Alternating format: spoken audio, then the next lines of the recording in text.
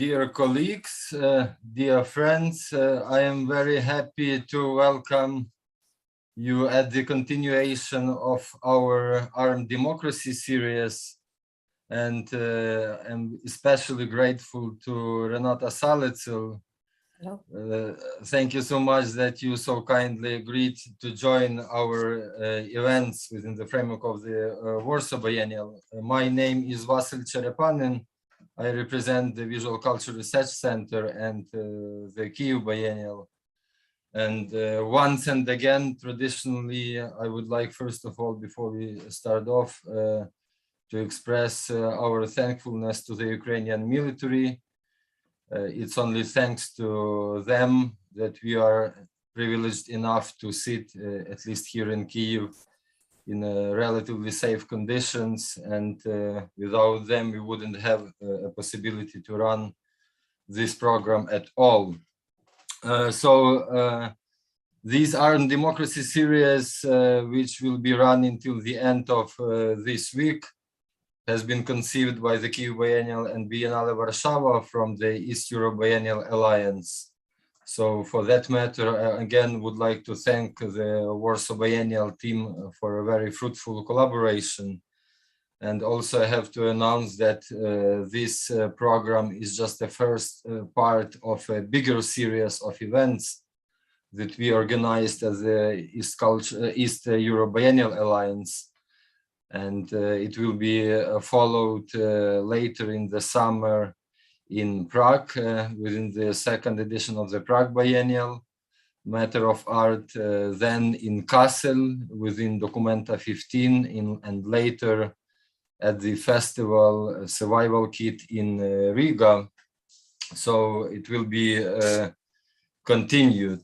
Also, a technical note to our viewers and listeners. This event is live streamed on Facebook account of the Warsaw Biennial and YouTube channel. So with regards to the format of today's event, we will have a presentation by Renata Salecl for approximately 45 minutes, and then I'm encouraging everybody to leave your questions or comments on Facebook chat or YouTube chat. And after the presentation in a Q&A round, I will try to voice them to our speaker tonight. So today's event is titled Apathy Towards Authoritarianism and Aggression. So thank you so much, Renata, again for joining us tonight. Renata Salecl is a philosopher, sociologist, and legal theorist. She is professor at the School of Law, Birkbeck College at the University of London, and a senior researcher at the Institute of Criminology at the Faculty of Law in Ljubljana, Slovenia. Just to mention some of her books, like Tyranny of Choice, which has been published in 15 languages. And her last book is titled A Passion for Ignorance, What We Choose Not to Know and Why, of 2020. So basically this event, as we can judge from the title, will be dedicated to different psychological and emotional mechanisms which have been articulated and renarrated and activated so much, especially under the current atrocious conditions, which I find extremely important. And somehow this is one of the perhaps focus topics which we discuss a lot also publicly here in Ukraine, but not internationally very much, I have to say.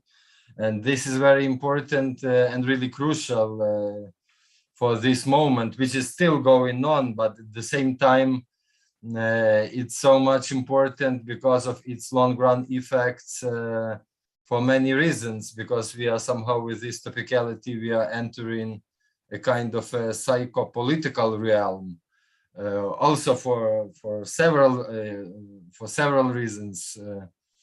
Firstly, because on the 24th of February, we all have been violently and forcefully put in the psychopathic condition of one's mind, in which we were supposed not to exist at all, how absurdly it may sound, but also because of its long-run consequences, indeed, especially in the Ukrainian society, as because of this unbelievably brutal traumatization of what is still going on.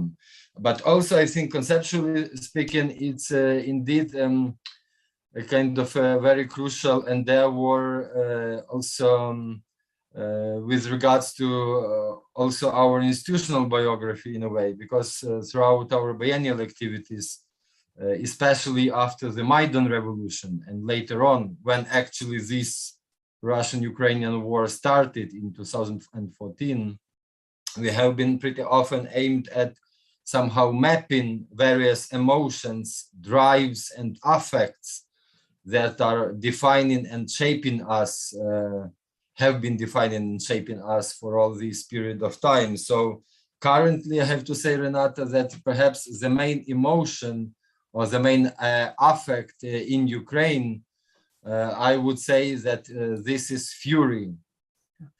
And when it comes to Europe or elsewhere in the West, I would say that the main emotion over there is perhaps I'm mistaken, but at least it seems to me from here in Kiev, I would call it discontent. Mm-hmm. But when it comes to Russia, it's indeed very much about apathy and acted out aggression, which is still on the go. So I'm again very thankful to you that you managed, you made it today. So the floor is yours. Thank you so much. Thank you. Thank you, Vasil, for the invitation. And I would like to first express my solidarity with people in Ukraine. And I very much hope that this terrible war finishes soon, because as I will speak a little bit later, and as you mentioned, there will be long-term consequences in the years, decades to come. First, I would like to say that I was actually invited at the start of this year to Kiev, and it happened at the beginning of February when unexpectedly a cultural institution from Kiev asked me to come quite immediately to Kiev to speak about anxiety, love, and hate. So they kind of chose this theme of the lecture, since the organizers pointed out that they would like to kind of work through the situation. They were already then living under this constant threat from Russia. And my hosts insisted that we should have the event in person at the end of February. So in some way, even at the beginning of the February, there existed this hope that war will not happen. Now, just by coincidence, I was invited almost at the same time to a video conference on psychoanalysis and art organized by Russian psychoanalysts. And the organizers of that event also did not expect the war. The visit to Kiev, of course, failed because this horrible aggression started on the 24th of February. But my online event with the Russian psychoanalysts took place 2 days after the Russian attack on Ukraine. And I was actually expecting in this, 2 days after the start of the war that, the psychoanalysts will actually want to address what actually happened, the aggression, the issue of war. But to my surprise, in the announcement in this conference, I didn't hear more than that we are in a difficult situation. I took the opportunity to express my solidarity already then, with the citizens of Ukraine and also with those who at that time, were still going to the streets in Russia, trying to stop the war. And, as we know that many of these demonstrations sadly ended with the aggression of the regime towards demonstrators. Now, we know very much that in the history of psychoanalysis, war has been many times addressed.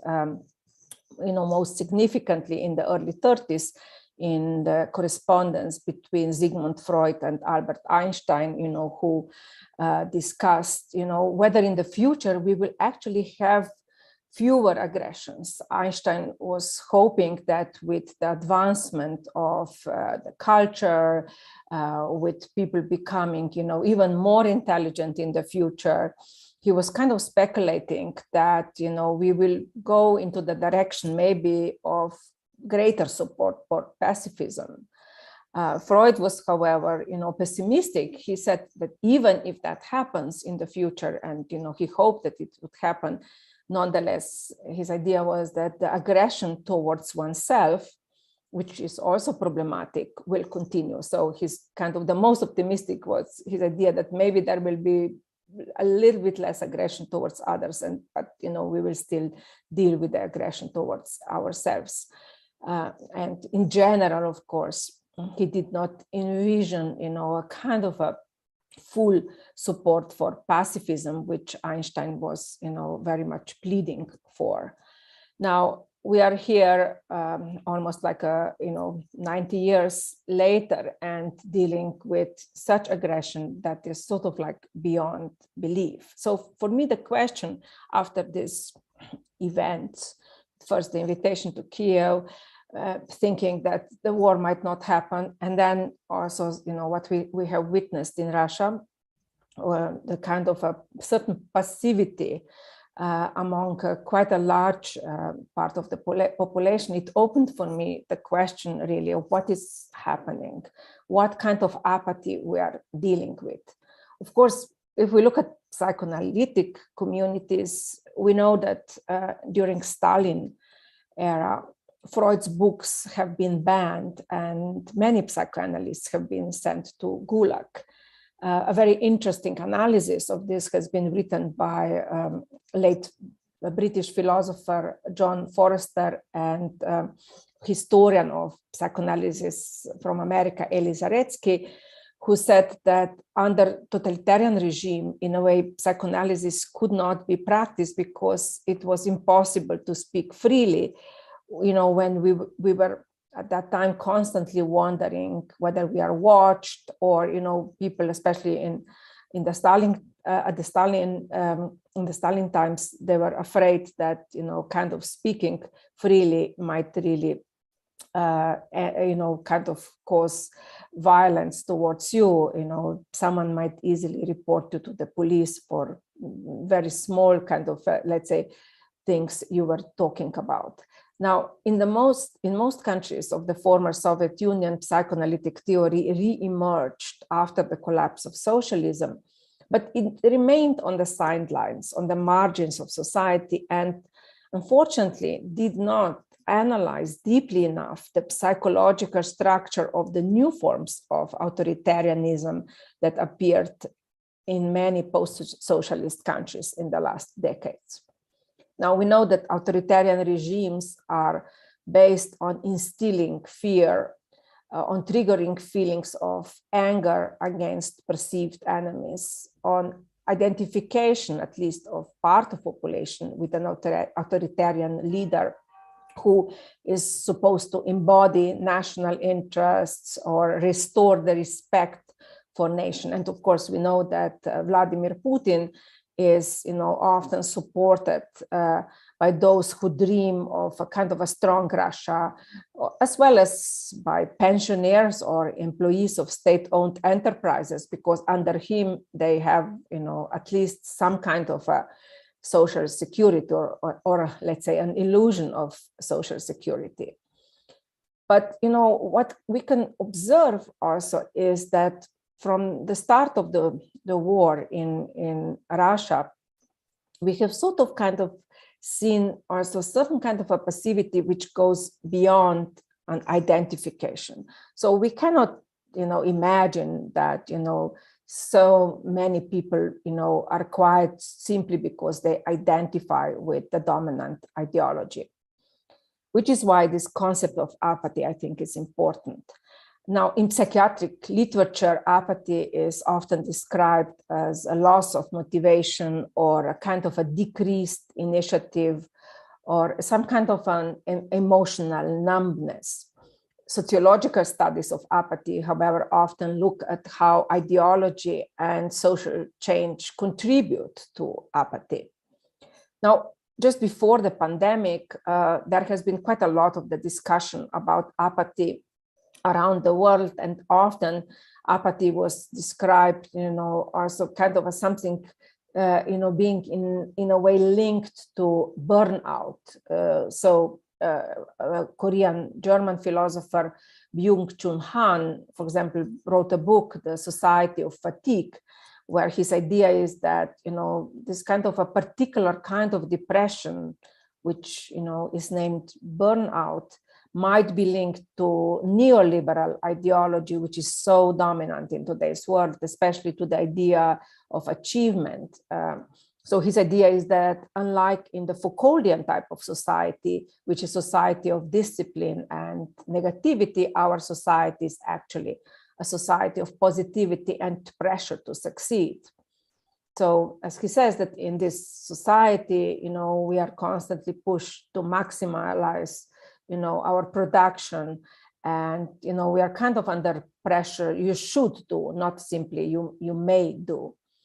Now, some psychoanalysts also, are analyzing depression today, and, depression appear to be for some, linked to neoliberalism, also in the way that people are under enormous pressure of this kind of a freedom to succeed, sort of like the freedom which is sort of like a kind of a super ego type of a pressure. You have to do more and more, and you're constantly guilty for failing in, kind of either reaching happiness or success.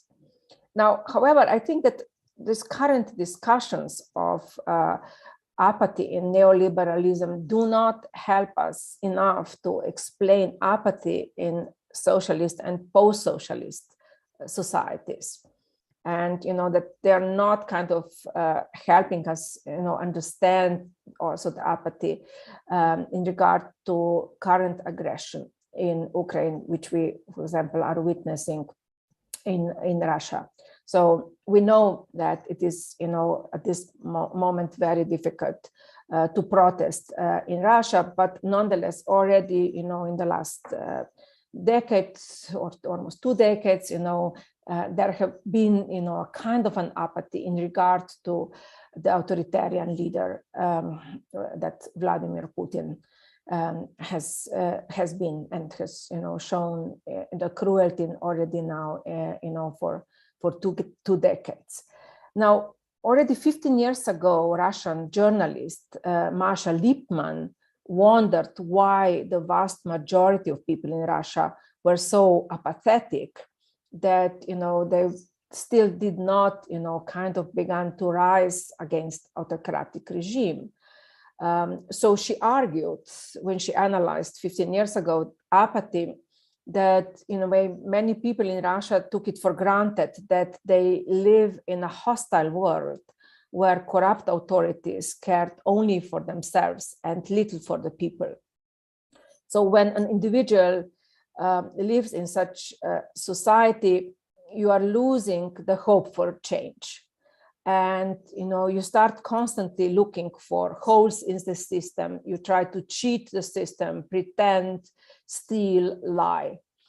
So Masha Lipman pointed out that the system in post-socialist Russia very quickly began to function in a manner not dissimilar to socialism. So in a way, leaders lie all the time, and in some way also don't expect people to believe them. In response, people lie both to authorities and to each other. In some way, as she points out, Stalinist terror has already taught them to trust no one and just to pretend to be loyal. Now, interesting research on apathy was done also by the late Russian sociologist Yuri Levada, who is the founder of the public opinion research in Russia. He, for example, said in an article that the main characteristic of kind of the mentality that developed in his country is cunning.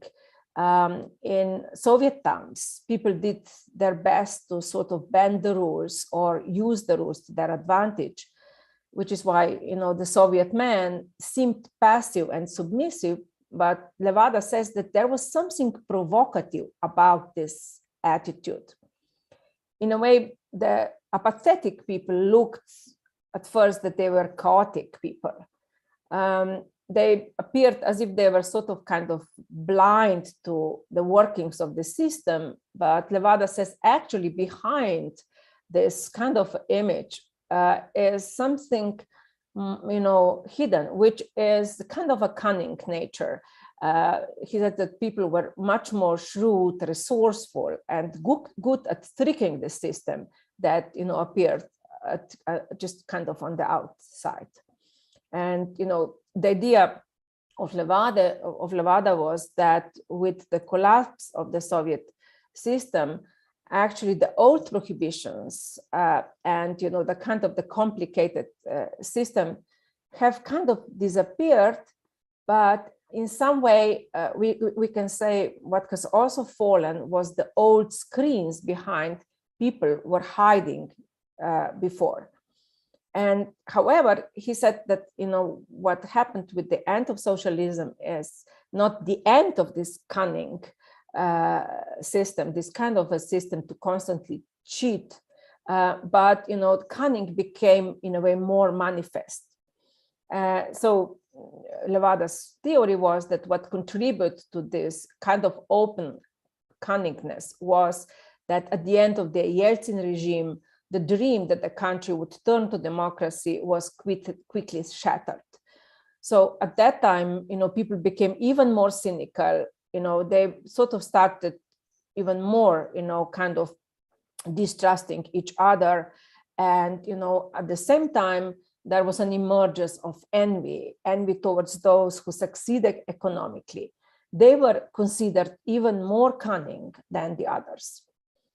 And Levada's conclusion was that in the country where you have kind of no longer a secret that lying and cheating leads to success, external apathy, starts taking the form of distress in political structure, a kind of an acceptance that authoritarians are in power forever.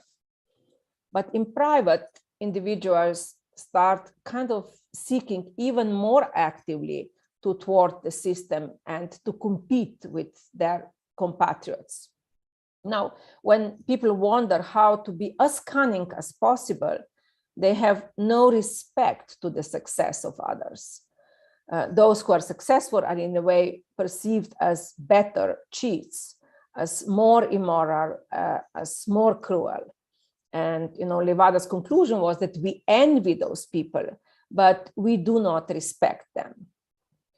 Now, in a society which is dominated by political apathy and personal intrigue, we have a situation where people have low expectations of themselves and of others, especially those in power. So when people expect nothing more than fraud, they are not ashamed to be cunning. However, people become angry with themselves when they kind of perceive themselves as, that they are kind of maybe becoming too idealistic or too cynical. So in a way, anger becomes, more and more also directed to oneself in this system, of constant cheating, and, where cheating actually is not hidden, is actually visible to everyone. Now, when we have a society with shared values, we often, have some kind of a common goals. But in the society which I was just describing, the shared values don't exist. Also, the common goals seem to be, non-existent, which is why such society which is full of, cheating and cunning, is often very fragmented and full of lonely individuals who might be willing to sacrifice themselves for their inner circle of family, but usually little less. Now, in the context of this long-standing apathy, which, as I described now, has been, sporadically analyzed in Russia, it is not surprising that one observes kind of the absence, we can say, of mobilization of people against the Putin regime. Already, before the war, we did not see sort of like enough of that mobilization. However, as we have seen from the reports in the front, it is also not surprising that one observes the lack of motivations also of the soldiers in the front lines. Now, the apathy among especially young population in Russia has been in the last years also analyzed sporadically. One of them who has analyzed that is a Russian social scientist Anna Zelina, who a few years ago wrote about what she called apathy syndrome among youth in Russia. And she pointed out that young people are somehow trained in this apathy syndrome from early on. Now, based on her conversations with young Russians, Zelina describes this syndrome of apathy as a kind of a combination of different emotional mechanisms. On the one hand, a kind of a personal experience of frustration, which often culminates in cynicism, kind of doubt in collective action, cultural repression of emotions, which often kind of prevents mobilization, distrust of society, and importantly, enclosure into private life. Now, she points out that sometimes apathy can also be strategic or as a kind of a self-defense mechanism, which prevents an individual to feel, fear, guilt, or helplessness. Now, this kind of emotions which mobilize people, to kind of escape from apathy, often, are very much culturally conditioned and mediated. So we can say that if there are a lot of sort of kind of emotions like fear, or if there are a lot of feelings like of despair, helplessness, cynicism in the kind of a cultural milieu, of course, this very much, sort of influences an individual, and, he or she kind of encloses him or herself into kind of a private world, detaching him or herself from the outside world, and of course does not engage in much of a kind of a, let's say, political activity. Now, unlike apathy, often political scientists are analyzing political alienation as slightly different, as a kind of a more conscious decision. For example, people who feel alienated from politics or power often, sort of like feel alienated because they feel powerless. They feel that there is kind of a meaninglessness in society. And, often as a kind of result of this alienation, they decide, not to participate in any way in the political sphere. Let's say, I'm speaking mostly about countries where, elections are somehow democratic, where, people, because of the feeling of alienation, decide, not to go to elections. And here, that it is not so much the feeling of apathy, but, sort of like conscious decision that it is pointless to be politically active. Now, when we try to understand the situation of apathy, we should, of course, not forget also, other kind of attitudes that people have towards aggression. And that is quite often denial, ignorance, and, all kinds of sort of, let's say, strategies in a way of sort of like, we can say, even in intentional blindness.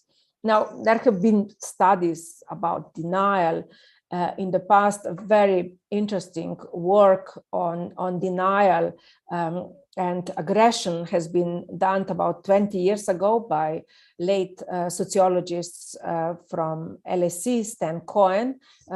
He wrote the book States of Denial, where he analyzed emotional fatigue, compassion fatigue of the observers of aggression, bystanders' attitudes, and various types of sort of kind of a denial which we observe when we witness war or other types of political violence.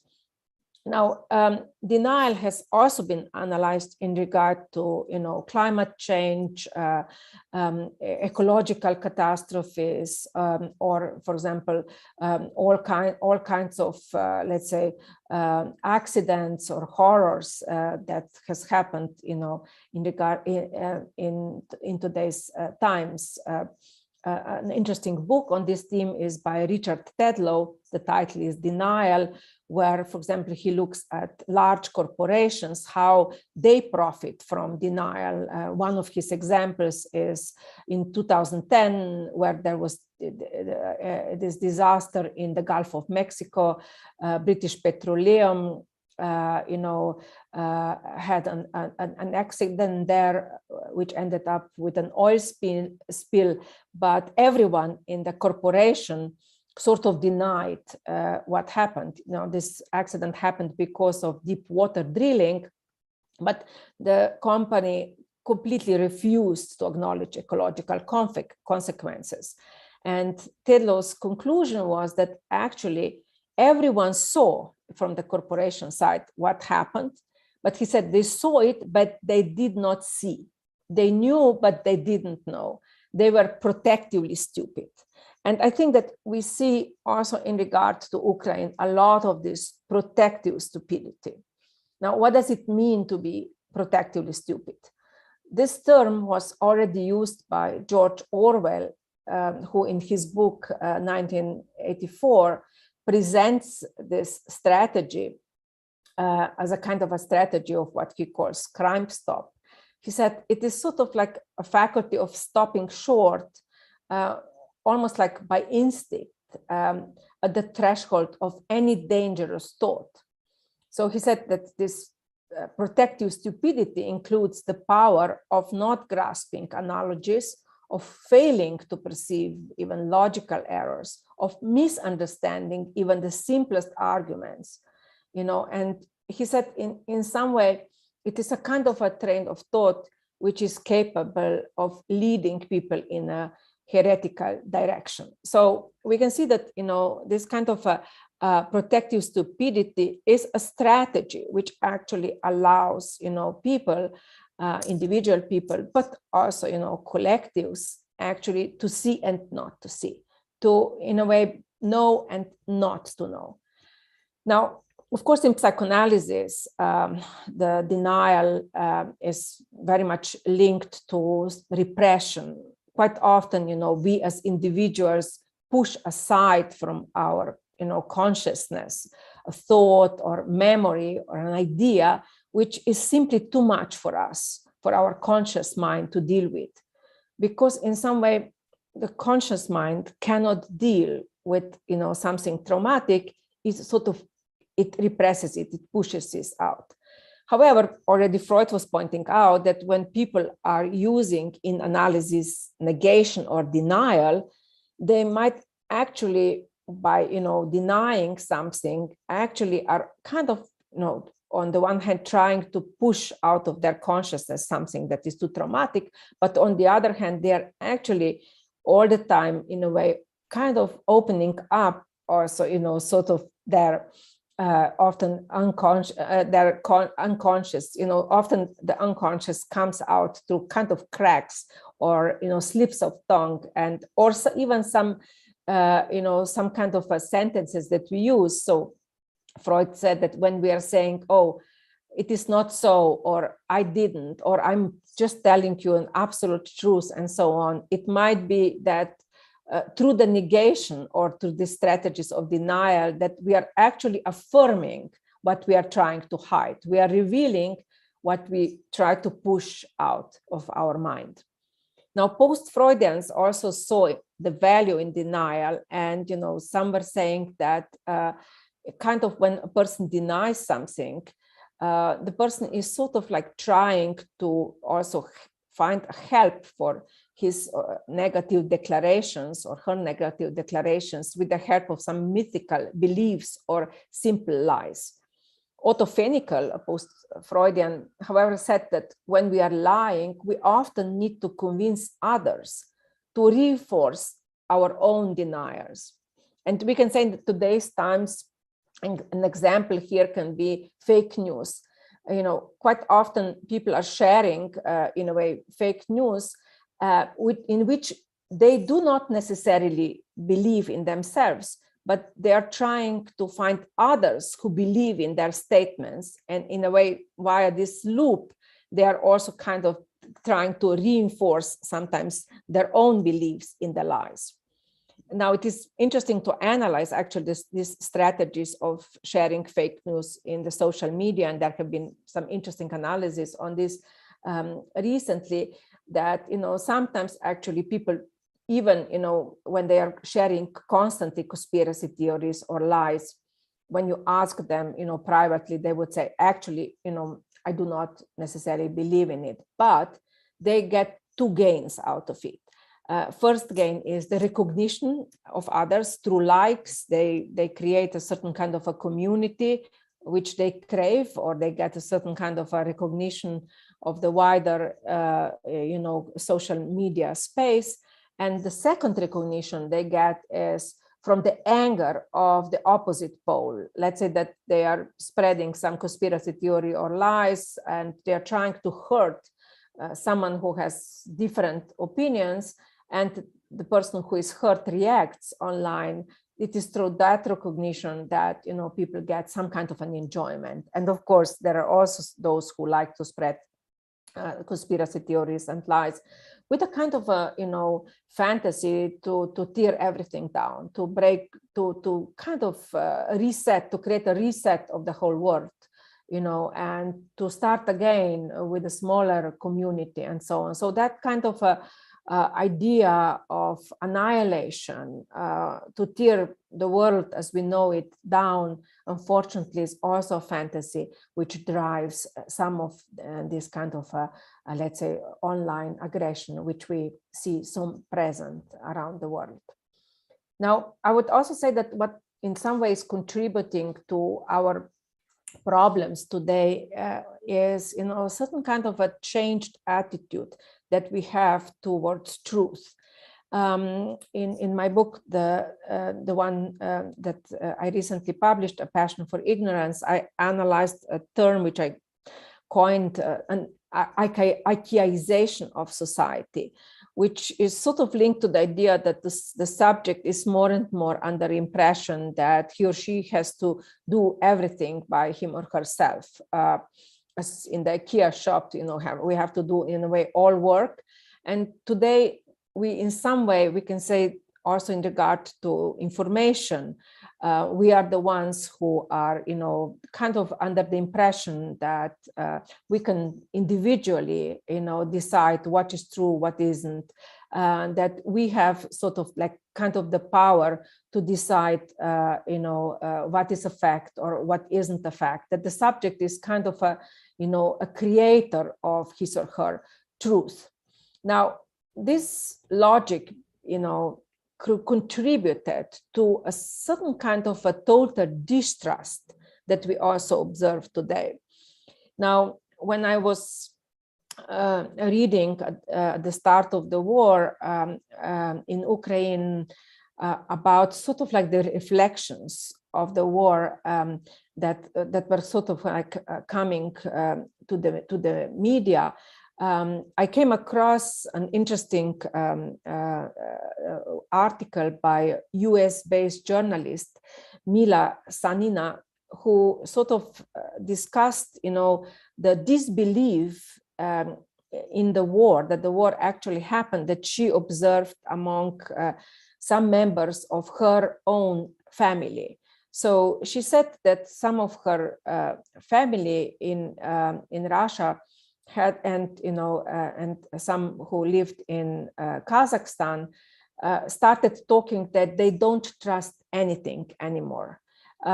In some way, they did not trust any media, in regards to the reports from the war, which is why for this journalist it became impossible to discuss war atrocities with her family in Kazakhstan, and even those relatives who were living in the Donbas region of Ukraine, because some of them embraced Russian propaganda, but some started having this attitude, I don't trust any news.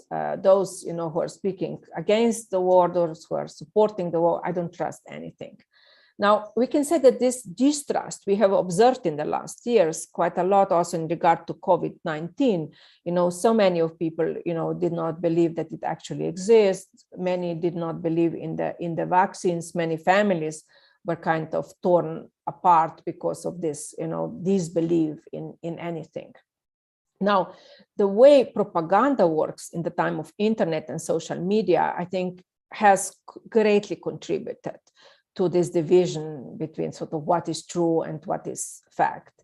We know that social media very much relies on secret algorithms, and that we are targeted with different type of information as individuals, and that we have an information overload also, which contributes to the distrust in the media. And as a result, some people are starting closing their eyes and ears, while others start propagating lies and conspiracy theories. And of course, we also know that authoritarianism nowadays ruthlessly, kind of uses this kind of a distrust. Now, in our highly individualized societies, affects and passions are very much, playing an important role, how we relate to information. And, this kind of a polarization in today's times also provokes, on the one hand, very strong feelings of identification with one's own group, in the kind of information bubble in which we often live. And on the other hand, there is quite often an increase of intolerance or hate towards those who have different opinions than ourselves. And, we could also observe that, a simple kind of a gesture nowadays can immediately provoke, discussion whether something is true or not. I remember, when at the start of the war, the journalist, the employee of Russian state television, Marina Ovsyannikova, interrupted the evening news with the handwritten poster, "No to war, stop the war. Don't believe propaganda. They are lying to you here." The reactions to this gesture were, incredibly different. After the protest, she was detained for a short time, and there was a kind of immediately discussion in the social media whether the protest was actually real, whether the protest was staged. If it was staged, who staged it? Was it a kind of a fake part of a Russian propaganda when she did not get, at that time yet, a kind of a severe punishment? The idea was that maybe actually everything was staged by the Russian propaganda machine, and so on. So we can see that, everything becomes, questionable in this moment of such polarization, and the emotions which are sort of behind the way the social media work. When I was observing, this discussion, at that time, I remembered the work of Czech dissident and playwright Václav Havel, who later became president of Czech Republic, who in the 70s, wrote the essay, "The Power of the Powerless." He was writing in this essay about the greengrocer who was sort of like privately disagreeing with the regime, but every 1st of May, he obeyed the party and put the banner in his shop, "Workers of the World Unite." And Havel was envisioning that maybe in the future, he will actually tell the truth, that he does not believe in the regime. And, his idea was that a gesture of disobedience would be to kind of shatter the world of appearances and lie, which are the fundamental pillar of the system, and just, to live in truth, to tell what is the truth. Now, we can say that this idea of living in the truth, does not work in the same way anymore, does not have, kind of the same power. Because in the post-socialist authoritarian regimes, like the Putin Russia that we observe today, there kind of does not exist anymore a consistent kind of desire for narrative, a kind of a, or even a certain kind of a desire, to kind of expose what is truth. Peter Pomerantsev, Kiev-born writer and TV producer who now lives in London, interestingly pointed out that Russia became governed by political technologists at the start of the millennium, where the truth was sort of like not only brutally censored, but more and more, we had an ideology where, kind of people started no longer caring about truth. So Pomerantsev's idea was that already, at the start of Putin's regime, life became, as a kind of a reality show where Putin was the main star, like a performance artist who changed from one role to another. And sometimes he looked like a businessman, then like a soldier, then again, like a hunter, spy, tsar, Superman. And in this reality show, as Pomerantsev says, what is truth and what is lie became irrelevant. But the propaganda regime also worked hard to sort of instill doubt and confusion in other regimes around the world, for example, by meddling in Russian elections and so on.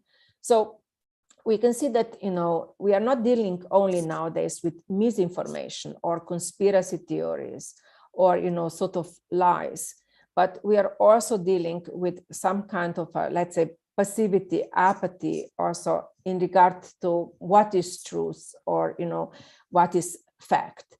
And we also see how, this kind of, passions that are, sort of incited behind, are, sort of legitimizing, aggression, obscuring facts.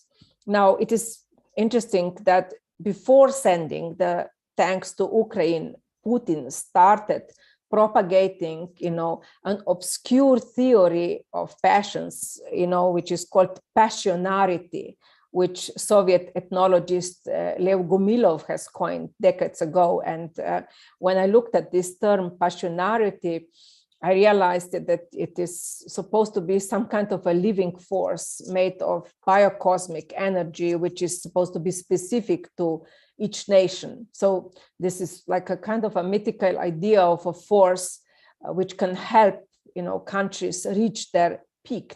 And, the theory is in some strange way also kind of linked to the idea of genetics, which is why in 2021, Putin, in one of his speeches, observed that Russians have an infinite genetic code based on mixing of blood, that they have not yet reached their peak, although they can reach their peak in the future.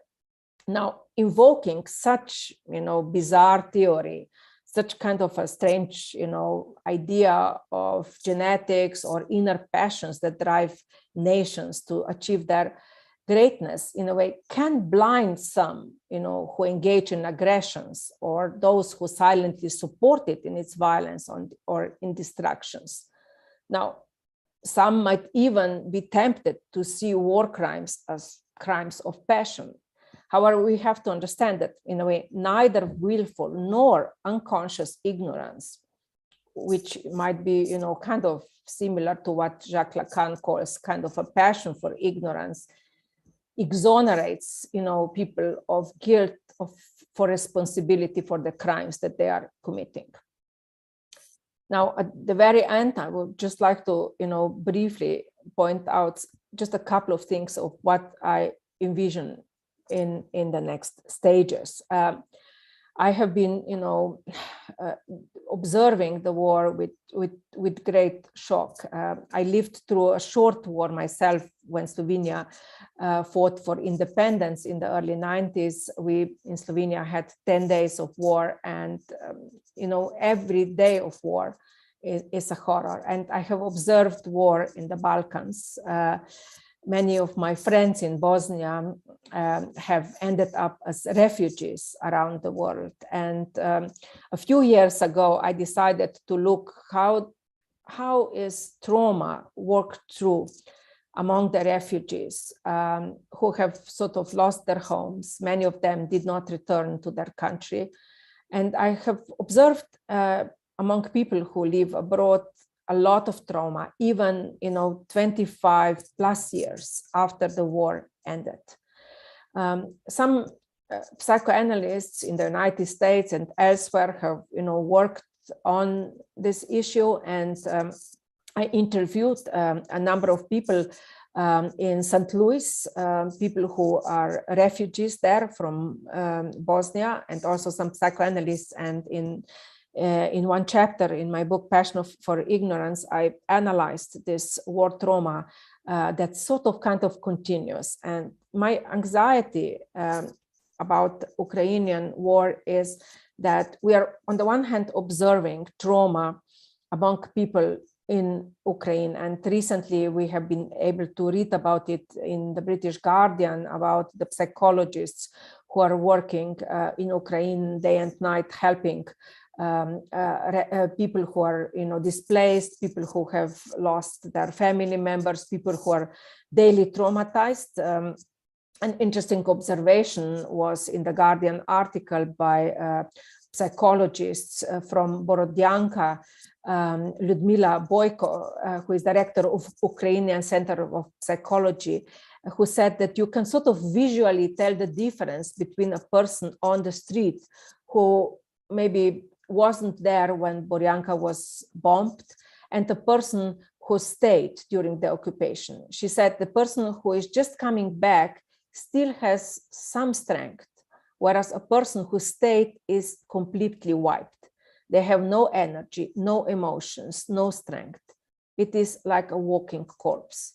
We are not coping with the scale of the problem, she said. And in an interesting way, another psychologist in the article, Vitaly Panok, pointed out that some help is coming to Ukraine from psychological organizations from abroad who have been dealing with PTSD since, as he said, around 50% of people he thinks who have fled their homes have experienced and are going through PTSD. And his optimistic point was that happily Ukraine had a good system of schools with psychologists who are able, to help still those who live in the country, the families, children, and so on, with some advice how to deal with trauma. Now, from the studies that I have done among Bosnian refugees, I must say that in a way, the trauma quite often continues through sort of like many ways. Sometimes people find years later, some help, psychological help, but many people from post-socialist countries actually have not been, sort of like trained in speaking about personal sort of issues. For example, in Bosnian society from the past, there was quite a lot of distrust to open oneself to someone else, which sort of like was a big problem among the refugees who experienced years later traumas. Now, what we also quite often observe is that sort of people might years later sort of start developing all kinds of sort of health issues, which might actually have the basis in traumas, and that some people also have sort of like big problems integrating in the new communities, especially those who cannot return back. Some people might even have, sort of like problems learning a new language, not because they have not tried, but because there might be, a psychological blockage to start, speaking in another language. Now, just in the final minute, I would like to return to my start. I started with a, kind of a horrible situation that I was invited in February to Kiev, and that I was also asked to participate in a Russian video conference on art and psychoanalysis, where there was, no discussion on war, although war started 2 days before.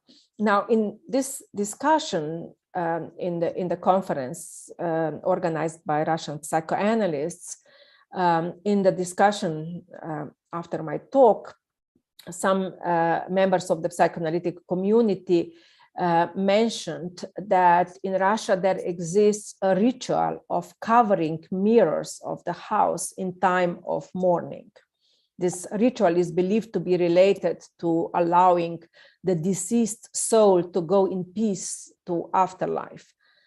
Now, many Russians today have to cover their mirrors, not so that the slain Ukrainian citizens and dead Russian soldiers might go to another world in peace, but to avoid seeing their passivity or collaboration reflected in the mirror. Russian journalist Alexei Kovalyev wrote recently that many Russians are actually feeling ashamed. Now, we like to close our eyes and look down when we are ashamed, but behind the feeling of shame, we often hide the feeling of guilt.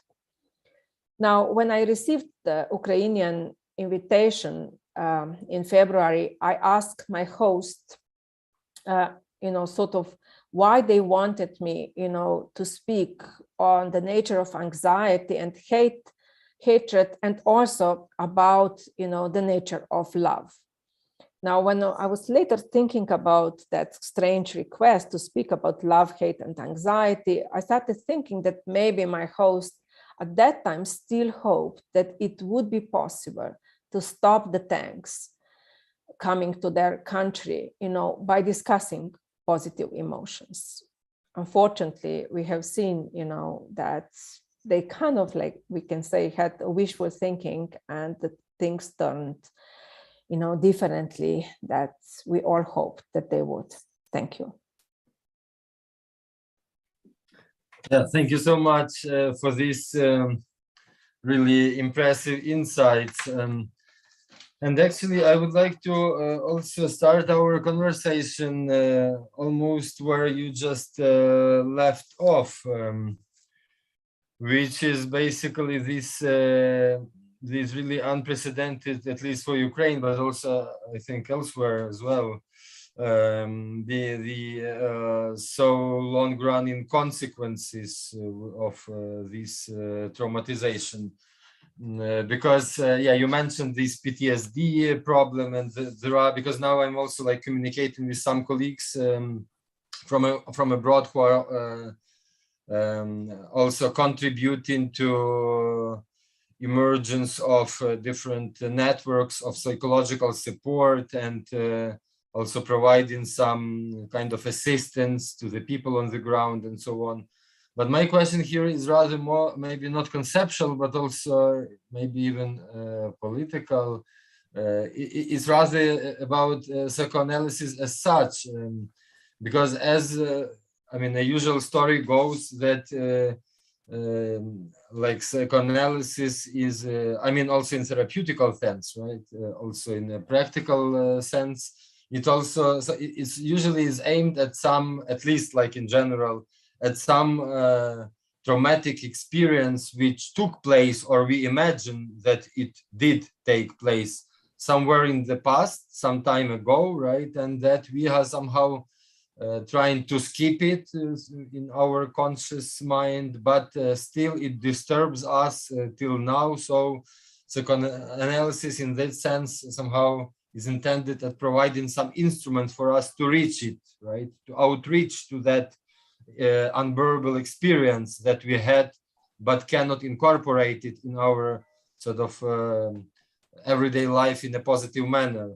But I'm in this case, I'm wondering, also I'm like struggling myself with this in a way, how this kind of practice, but also as a theory, but also as a political theory in a way, how is it possible under the circumstances when the experience of trauma, right, and the process of traumatization has not finished yet, but is constantly ongoing and ongoing without any end in a foreseeable future in this sense. So, I mean, are there some like kind of psychoanalytical instruments that could be helpful also to approach these ongoing conditions of traumatization, and how in general, because we know this famous saying, right, that psychoanalysis is impossible exactly in the conditions where it's very much needed, right?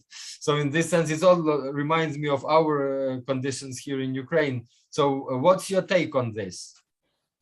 Yeah, when the war in Ukraine started, a couple of my friends from Bosnia, called me. We discussed about anxiety because they suddenly had an immense feeling of anxiety that there will be a repetition of war there.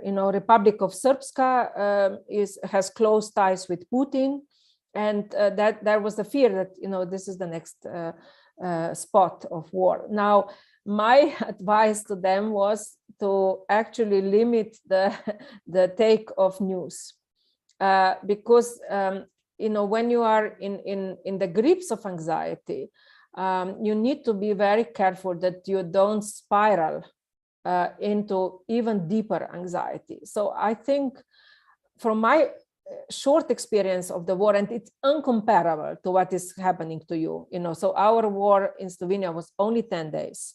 Happily, we were not bombed by the Yugoslav army, although there was fear, so we were running to the shelters those days. After a few days, I realized that we had to find some sanity in doing something different. So a group of us theorists started watching films by Hitchcock, and we wrote a book on Lacan and Hitchcock at that time, just to keep some sanity alive.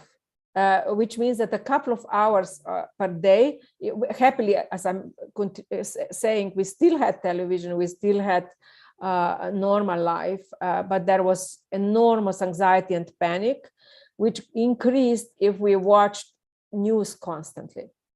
Let's say, news, if we constantly also watch the predictions of what might happen. And I think it helped us to be sane. My friends in Bosnia, who had unfortunately much longer and much more traumatic war, found also some respite in doing something artistic, or some of my friends as engaged in writing or painting or whatever they could.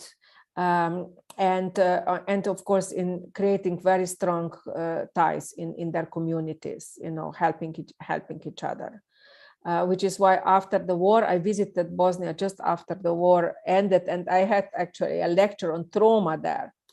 We discussed this kind of let's say strategies. After a while, in a strange way, you become numb when you're constantly witnessing, trauma, which is another of kind of an emotions that you might even feel a little bit ashamed of, but numbness might be a protective shield, this kind of another form of apathy when you become emotionally numb, just so that you are not spiraling in anxiety, and that your mind, sort of is just a little bit temporarily protected from all the horror that you're observing and talking about and hearing around it and experiencing.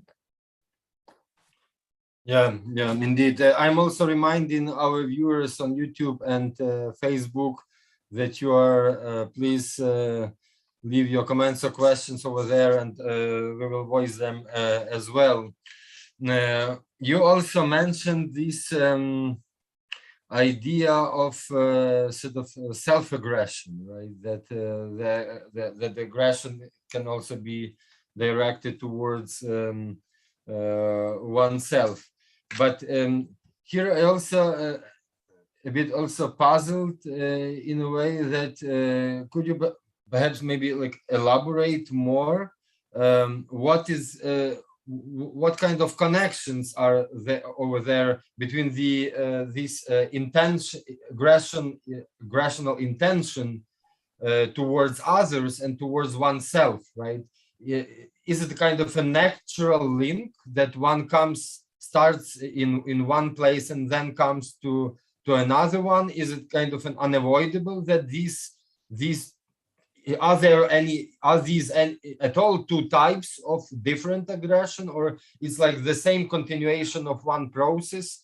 How we can judge about this?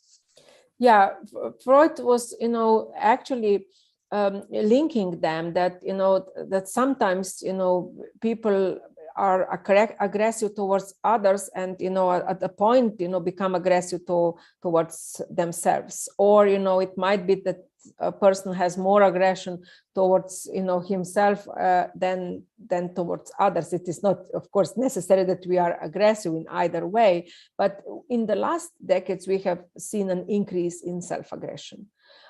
If we look at all the symptoms that people are suffering from addiction to self-cutting, to various forms of eating disorder, we have seen such an increase, or even workaholism, which is not surprising then that kind of a burnout is becoming, so prevalent among people.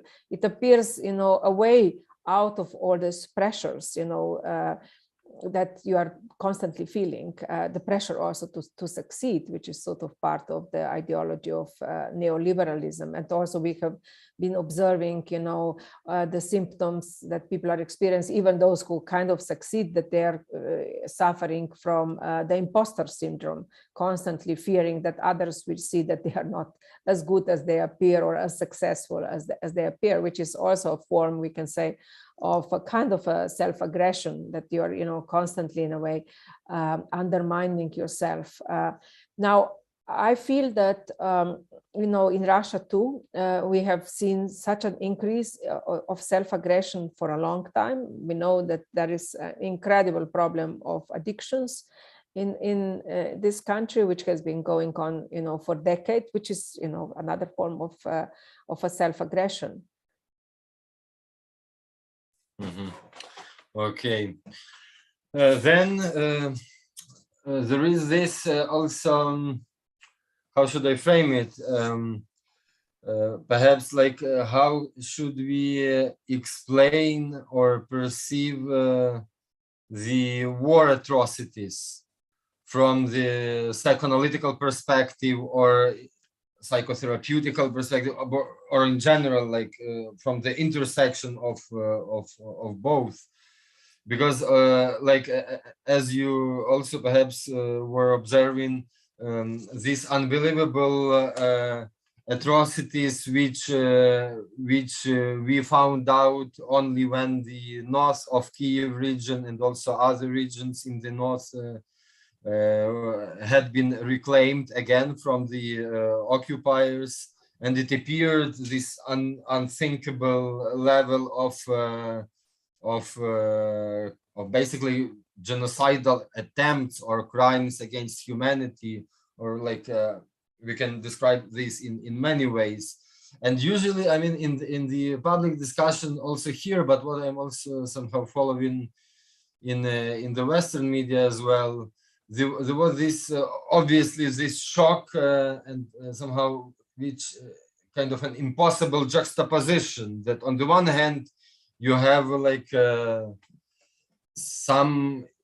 somebody who, I don't know, used to be like usual people who have families, or like kids in Russia, right? But when they arrive here, they somehow like seems like change, or like totally are transformed into some war beasts which are committing these unbelievable and unthinkable crimes. So is it clear for you? I mean, of course, there are many reasons, and it's, well, of course, this is individual matter, but at the same time, it was somehow sanctioned, right?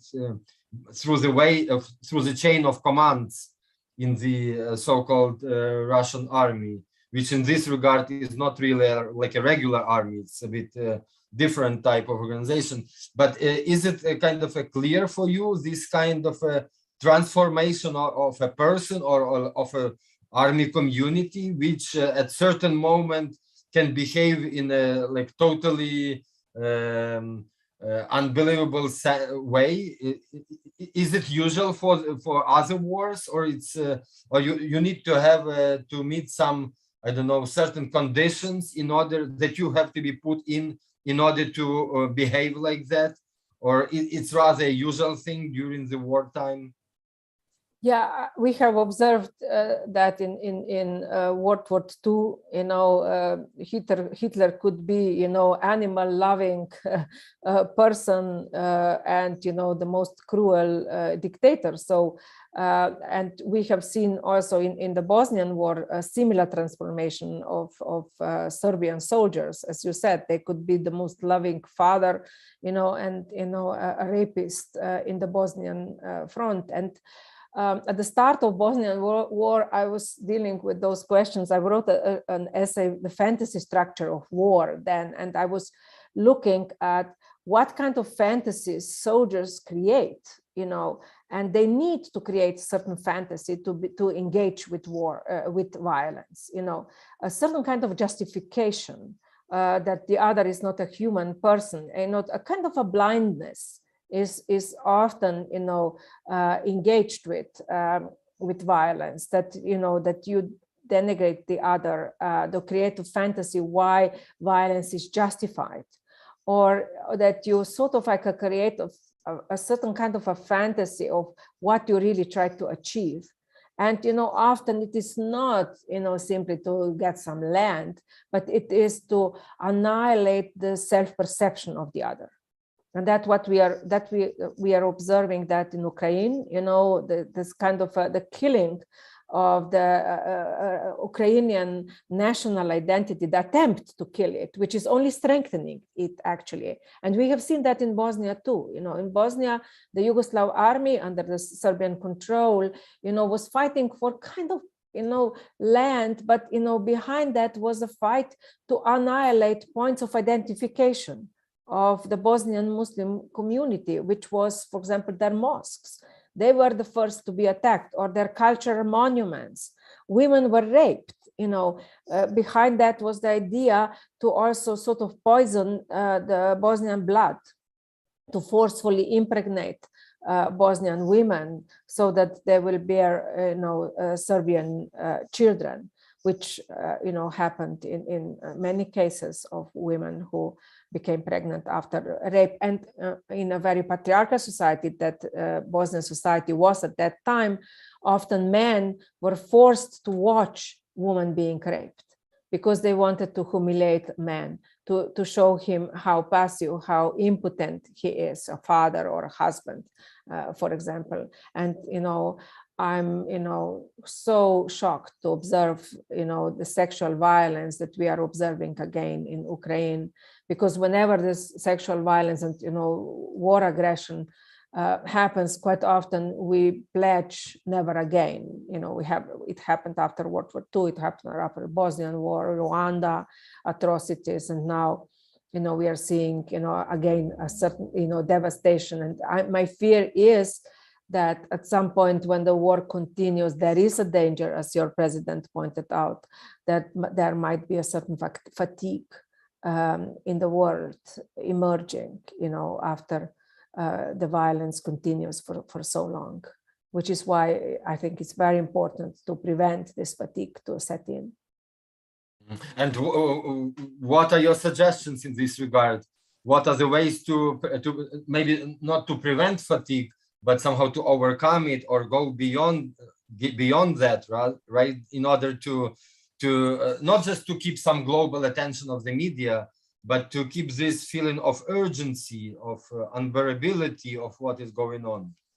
Yeah, I think that media do play an important role, and every one of us has to sort of push our politicians in Europe and elsewhere to be much more proactive, and to also send the weapons, which they could have sent more, and they have been slightly passive, some countries in this, and with every means possible, political means should be used, in economic means, and of course I would say that media, film, arts, literature, theory, everything plays a role.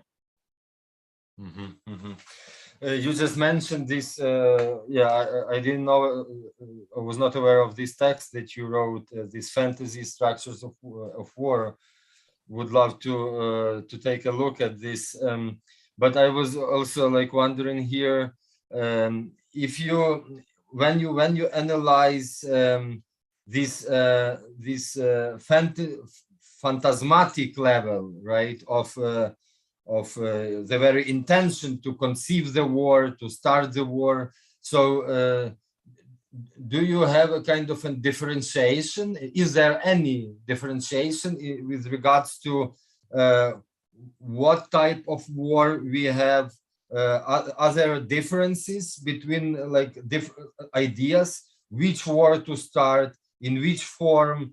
Are there like different fantasies behind these intentions, or is just some cover up in order to act out the aggression itself? Yeah, in regards to the war that you are living through, we have seen, a kind of an ideology creating around Nazi, parties in Ukraine, and the power of Nazism and so on, which played out around, the kind of, let's say, the fear that, of course, we have about the repetition of World War II, but what was sort of hidden behind was, first, the fact that there was no Nazism in Ukraine, and second, that many neo-Nazis groups were actually meeting in Russia in the last decade, and have been sponsored or welcomed there. So sometimes you have a certain kind of a reversal of what is happening in one country. You are sort of blaming the other for it. So here, it's interesting to kind of just question why a certain ideology emerged at a particular point, as an excuse for what. And of course, we have seen not long ago that this was a total, kind of a temporary propaganda, since, Putin quite openly not long ago expressed his desire for, a Tsar type of large Russia. And, he openly pointed out that Ukraine will not be the last country that he wants under his control. So unfortunately, here we are truly dealing with the, fantasy of one person, grandiose, aggressive fantasy of President Putin, and, a passivity of people around him to fight against it, especially, sort of, let's say, people who are together in power with him. And in this regard, it's also kind of a double-bind question, because it also refers to some historical experiences. But I'm really wondering, from like using this opportunity that we have a kind of a specialist in psychoanalysis here in like what you also just said about aggression and in general this topic. What's your take, and how do you see the ways how to tackle aggression, right? How to influence? Can we work with it in general? Because I'm also like referring here to all those atrocities that we experienced and also observed here on the ground. That I think, because there is this kind of an effect that it seems, it was, as for me, it was best expressed, I believe it was Golda Meir, who once said that Germans won't excuse Auschwitz to us Jews. That, you know, this kind of an effect that the more violence, the more atrocity the aggressor executes and practices, the more hatred towards his or her victims he or she feels. So it's like a kind of a self-driving force that the more you, the more aggression you apply, the more hatred you have afterwards towards those who were the victims of this aggression. So in this sense, like we somehow, we also see this effect, you know, that somehow like when we hear also like those different talks that our services sort of hijacked from between conversations between different Russian soldiers and so on, that they like feel more and more aggression after they committed it already. So in this sense, yeah, in a way that I can also like somehow formulate this feeling that it seems like that Russians won't excuse Bucha to us, you know, won't excuse us Bucha that they committed themselves. But is there any moment, any process how to work with the aggression until it cracks? Is there a possibility of the aggressor to crack as such? Or, I mean, I'm not speaking here about like the battlefield itself, right? Because, well, I'm not a military specialist, but I mean that obviously we need more and more weaponry for that matter. But I mean, in general, like from a psychoanalytical point of view and from your political point of view, is there any possibility that we can work or influence the aggressor to the moment when he or she cracks and is just incapable of executing or committing the atrocity anymore? Is it possible at all? I think it's a very difficult question. Blaming the victim, it's one of the strategies of aggressors. You know, often even in domestic violence cases, you have the idea that it was the victim who provoked it, the victim was guilty. I think it's one of the ways that the aggressor can justify, you know, the aggression. So I don't think the victim has a lot of power in the moment of aggression to turn around the situation. But I think that after the violence is committed, we do often see that the aggressor has to work through the feeling of guilt and shame. We have seen also the countries going through, you know, working through the past violence that they have committed. Germany is here an example. We have also seen in the past, you know, truth and reconciliation committees in various countries where aggression happened, which is, you know, a very important next step. You know, Ukraine is still under aggression, but the next steps will be working through trauma on the side of the victims and working through guilt on the side of the aggressors, which will be enormous task for Russia, you know, in the next decades, for the next generations, because we know that, you know, the feeling of guilt goes from generation to generation. Similarly to as the feeling of trauma goes, you know, among the victims, you know, victims of Holocaust, their children, their grandchildren, you know, have been dealing with trauma. And what I have observed, as I mentioned before, among Bosnian community, really after even 20 years, 25 years, among those who still live abroad, you know, I have seen so much trauma. Also sort of linked to, you know, trying to find the lost relatives, which, you know, they're still now searching for.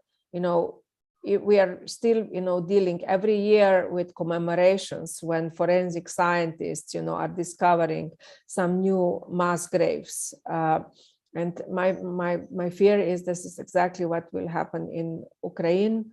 And, you know, what psychoanalysts in the United States, especially in the St. Louis, where there is quite a community working with Bosnian refugees, observed was also a lot of sort of like psychosomatic illnesses, a lot of enormous feeling of numbness, or all kinds of unexplained symptoms. An example, I can say, a man who has been anxious telephoning. He was so anxious, especially around New Year, when he had to phone his family in Bosnia, and it was this anxiety over phoning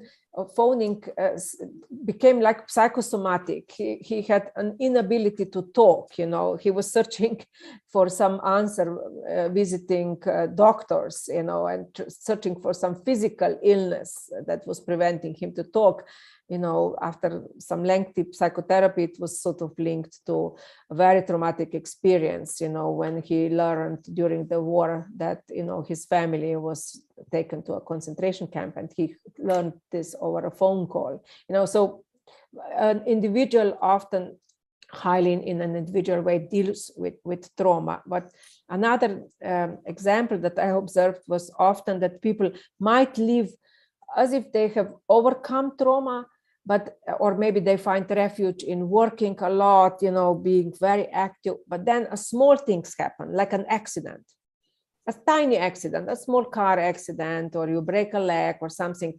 And, this opens a trauma which has been pushed aside, repressed, appeared to be worked through after, decades. It is as if a memory through an outside catastrophe, which is an accident, a minor catastrophe, it unleashes the memory. So working through memory, I think, for Ukrainians will be incredibly important. I'm sure that your psychologists are already, helping in the most they can, especially children to formulate, to speak about trauma and to sort of reflect on it. And of course, I'm sure that in the future, you will get much more psychological support also, it's at least some training how to deal, in this situation and this moment.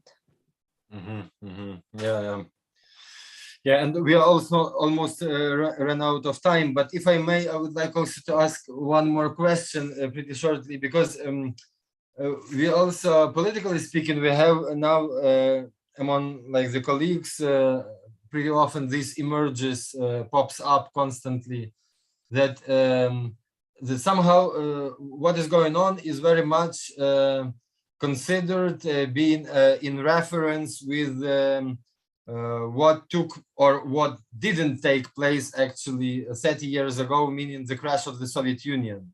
So pretty often we have this feeling that as if this is what is going on now, somehow could have happened or should have happened as one of the direct outcomes of the crash of the USSR. So that we were somehow lucky enough that it was so surprisingly peaceful process of dismantlement of such a huge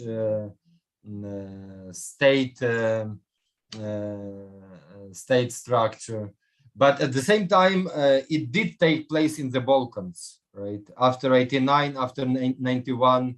I'm not here drawing like some direct parallels, but maybe you have some thoughts or explanations. Why was it so rapid and fast growing in terms of like mountain of conflicts, right, in the Balkans throughout the 90s, unlike in the Soviet Union? Of course, we did have like Nagorno-Karabakh, like Armenia, Azerbaijan, which actually had started even earlier in the 80s, or like Transnistria in near Moldova, which is Moldovan territory, so Abkhazia a bit, but in all, it was like more or less seemed like peaceful. But in the Balkans, quite the opposite.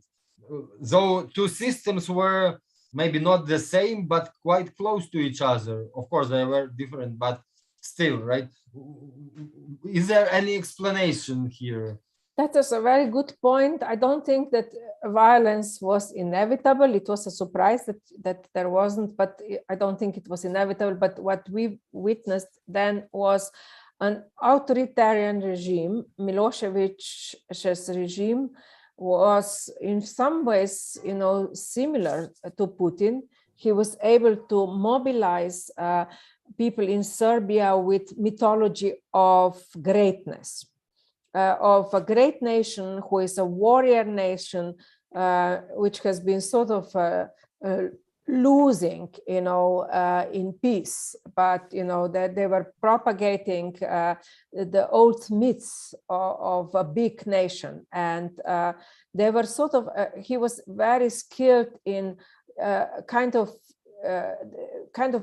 canalizing people's anger, as Putin does outside. Putin has done nothing to sort of help build a prosperous country in Russia. This enormously let's say vast country with resources, has not invested in their people, in infrastructure, hospitals, educational system, and so on. His strategy was always finding an external enemy. International politics was his kind of a savior, and Milosevic, in a very similar way, was able to mobilize people out towards sort of like the Muslims in Kosovo, the Bosnians, who never thought that war could happen there, because they believed in Tito's idea that they were a kind of a multinational community. Until Milosevic's aggression, people peacefully lived together. Serbs, Croats, Muslim Bosnians, they lived peacefully. They celebrated each other's, religious holidays, and they married each other.